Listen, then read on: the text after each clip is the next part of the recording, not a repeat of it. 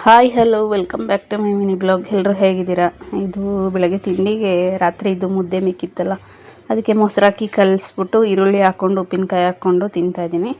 ಹಾಗೇ ಶುಕ್ರವಾರ ನಮ್ಮ ಮನೆಯವರು ಮಕ್ಕಳು ಎಲ್ಲ ಸೇರಿ ಮನೆ ದೇವರು ದೇವಸ್ಥಾನಕ್ಕೆ ಹೊರಟಿತ್ತು. ಇಲ್ಲಿ ಮಂಡ್ಯ ಡಿಸ್ಟಿಕ್ಕು ನಾಮಂಗಲ ತಾಲೂಕು ಹತ್ರ ಇರೋದು ನಮ್ಮ ಮನೆ ದೇವರು.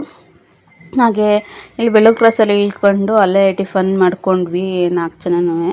ಮನೆ ದೇವರಿಗೆ ವರ್ಷಕ್ಕೊಂದು ಸಲ ಹೋಗೋದು, ಹಂಗಾಗಿ 4 ಜನ ಹೋಗ್ತೀವಿ.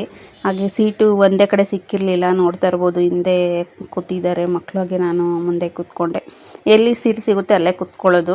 ಇನ್ನು ಆಷಾಢ ಸ್ಟಾರ್ಟ್ ಆದರೆ ಸಿಕ್ಕಾಪಟ್ಟೆ ರಶ್ ಇರುತ್ತೆ, ಯಾಕಂದರೆ ಅಮ್ಮನವ್ರ ದೇವಸ್ಥಾನದಲ್ಲಿ ರಶ್ಗಳು ಜಾಸ್ತಿ ಆಷಾಢ ಟೈಮಲ್ಲಿ, ಶುಕ್ರವಾರ ಮಂಗಳವಾರ ಹಾಗೆ ಅಮಾವಾಸ್ಯೆ ದಿವಸ. ನಾವು ಆಷಾಢ ಹುಟ್ಟೋದಕ್ಕೆ ಮುಂಚೆ ಹೋಗ್ಬಿಟ್ಟು ಬರೋಣ ಅಂತ ಹೇಳ್ಬಿಟ್ಟು ಹೊರಟಿದ್ದೀವಿ. ಹಾಗೆ ಎಲ್ಲರೂ ಹಳೆ ಬಟ್ಟೆ ಹಾಕ್ಕೊಂಡಿದ್ದೀವಿ. ಎಂದಕ್ಕಪ್ಪ ಅಂತಂದರೆ ಅಲ್ಲಿ ತಡೆ ಓಡಿಸ್ಬಿಟ್ಟು ಇದ್ರ ನೀರು ಹಾಕೋಣ ಅಂತ ಹೇಳ್ಬಿಟ್ಟು, ಅಂದರೆ ಮರೆ ನೀರು ಹಾಕಿಸ್ಕೋಬೇಕಿತ್ತು. ಹಾಗಾಗಿ ಎಲ್ಲರೂ ಹಳೆ ಬಟ್ಟೆನೇ ಹಾಕ್ಕೊಂಡು ಹೋಗಿದ್ವಿ. ಮತ್ತು ತಡೆ ಓಡಿಸ್ಕೊಂಡು ದೇವಸ್ಥಾನದ ಒಳಗಡೆ ಹೋಗಿ ಆಮೇಲೆ ಮರೆ ನೀರು ಹಾಕ್ಸ್ಕೊಂಡು ಬಟ್ಟೆ ಚೇಂಜ್ ಮಾಡಿ ಮತ್ತು ಮಕ್ಕಳು ನಾವು ಎಲ್ಲ ಪೂಜೆಗೆ ಹೊರಟ್ವಿ. ಹಾಗೆ ಇಲ್ಲಿ 2 ದೇವರಿದೆ. 2 ದೇವರಿಗೆ, ಒಂದು ಮುಳ್ಕಟ್ಟಮ್ಮ ಮತ್ತು ಉರ್ಮಾರಮ್ಮ.